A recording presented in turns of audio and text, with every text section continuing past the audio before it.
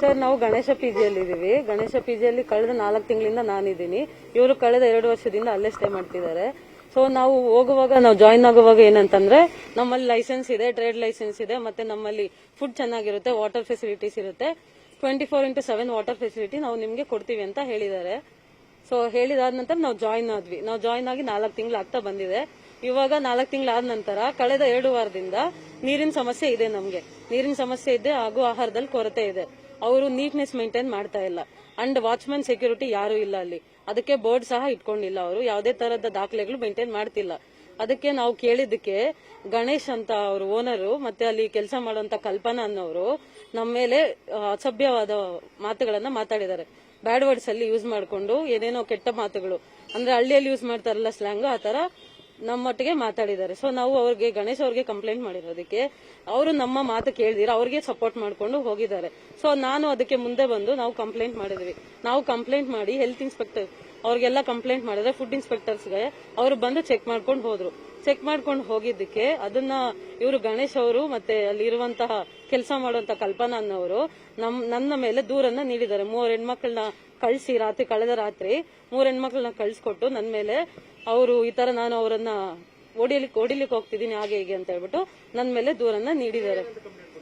Sir, ನಾನು ಆ ತರ ಮಾಡಿಲ್ಲ. ನಾನು ಕಂಪ್ಲೇಂಟ್ ಕೊಟ್ಟಿರೋದು ಇಷ್ಟೇ, ನಮಗೆ ಊಟದಲ್ಲಿ ಪ್ರಾಬ್ಲಮ್ ಇದೆ, ಊಟದಲ್ಲಿ ಜಿರಳೆ ಸಿಕ್ಕಿದೆ ತಿನ್ನುವಾಗ, ಇವ್ರಿಗೆ ಹೆಲ್ತ್ ಇಶ್ಯೂಸ್ ಬಂದಿದೆ, ನಮಗೂ ಫುಡ್ ಪಾಯ್ಸನ್ ಆಗಿತ್ತು, ನಾನು ಹಾಸ್ಪಿಟಲ್ ಸೇರ್ಕೊಂಡಿದ್ದೆ. ಸೊ ನಮ್ಗೆ ಊಟ ಚೇಂಜ್ ಮಾಡಬೇಕು, ಕಿಚನ್ ನೀಟ್ನೆಸ್ ಇಲ್ಲ, ಎಲ್ಲಿ ಕಂಡ್ರೆ ಅಲ್ಲಿ ಜಿರಳೆ ಇದೆ. ನಾವು ಅದನ್ನ ಮಾತಾಡಿದ್ರೆ ಅವ್ರು ಇಷ್ಟ ಬಂದಂಗೆ ಮಾತಾಡ್ತಾರೆ. ಅದಕ್ಕೆ ಆಕ್ಷನ್ ಏನು ತಗೊಂಡಿಲ್ಲ. ವಾಟರ್ ಪ್ರಾಬ್ಲಮ್ ಇದೆ, ಸಾಲ್ವ್ ಮಾಡ್ಕೊಡಿ ಅಂತಂದ್ರೆ 9:30 ಸರ್, ನೈಟು 9:30 ನೀರಿಲ್ಲ ಕುಡಿಲಿಕ್ಕೆ ಅಂದ್ರೆ ನಾವು ಅರೇಂಜ್ ಮಾಡ್ಲಿಕ್ಕೆ ಆಗಲ್ಲ, ನೀವೇ ಅರೇಂಜ್ ಮಾಡ್ಕೊಳ್ಳಿ ಅಂತ ಅವರು ಓನರ್ ನಮ್ಮೊಟ್ಟಿಗೆ ಮಾತಾಡಿದ್ದಾರೆ. ಸರ್, ನನ್ನ ಹೆಸರು ಶ್ರೀಮತಿ. ತುಂಬಾ ಜನ ಹುಡುಗಿರು ಬಂದಿದ್ದಾರೆ. ಈ ಆಂಟಿ ಲೈಕ್ ವಾರ್ಡನ್ ಇದಾರಲ್ಲ, ಅವ್ರ ಕಾಟದಿಂದನೇ ತುಂಬಾ ಜನ ಪಿಜಿ ಬಿಟ್ಬಿಟ್ಟು ಹೋಗಿದ್ದಾರೆ. ಮತ್ತೆ ಅವರು ಬರೀ ಅಸಭ್ಯವಾದ ಮಾತುಗಳೇ ಸರ್. ಯಾವ ಹುಡುಗಿರ್ ಬಂದ್ರು ಯಾರನ್ನು ಡೈರೆಕ್ಟ್ ಆಗಿ ಮಾತಾಡಲ್ಲ. ಅವ್ರ ಬರ್ಬೇಕಾದ್ರೆ ಮಾತ್ರ ಹೇಳ್ತಾರೆ, ರೂಲ್ಸ್ ಎಲ್ಲ ಹೇಳ್ತಾರೆ, ಈ ತರ ನಮ್ ಪಿಜಿ ತುಂಬಾ ಚೆನ್ನಾಗಿದೆ, ಬನ್ನಿ ನಮ್ ಪಿಜಿಲಿ ಈ ತರ ಇದ್ದಾರೆ. ಮತ್ತೆ ಬೇರೆ ಪಿಜಿಗೆ ಹೋಗೋ ಹುಡುಗಿರ್ನು ಇಲ್ಲ, ನಮ್ ಪಿಜಿಗೆ ಬನ್ನಿ, ಚೆನ್ನಾಗಿದೆ, ನಾನು ಫುಡ್ ಫೆಸಿಲಿಟಿ ಎಲ್ಲ ಕೊಡ್ತೀನಿ, ಅದ್ ಮಾಡ್ತೀನಿ ಇದ್ ಮಾಡ್ತೀನಿ ಅಂತ ಕೇಳಿದ್ರೆ ಏನು ಮಾಡಲ್ಲ ಸರ್. ಬರೀ ಅಸಭ್ಯವಾದ ಮಾತುಗಳೇ ಆಂಟಿಯಿಂದ ಬಾಯಲ್ಲಿ ಬರೋದು. ಮತ್ತೆ ಇದಕ್ಕಿಂತ ಮುಂಚೆ ಒಬ್ಳು ಕೇರಳದವಳು ಹುಡುಗಿ ಬಂದಿದ್ಲು ಇಂಟರ್ನ್ಶಿಪ್ಗೆ.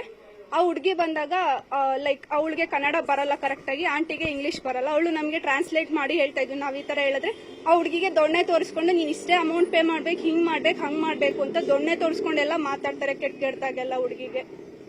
ಮತ್ತೆ ತುಂಬಾ ಸರಿ ನಮ್ಮೇಲೂ ಆಂಟಿ ಕೆಟ್ಟದಾಗಿ ಮಾತಾಡಿದ್ದಾರೆ.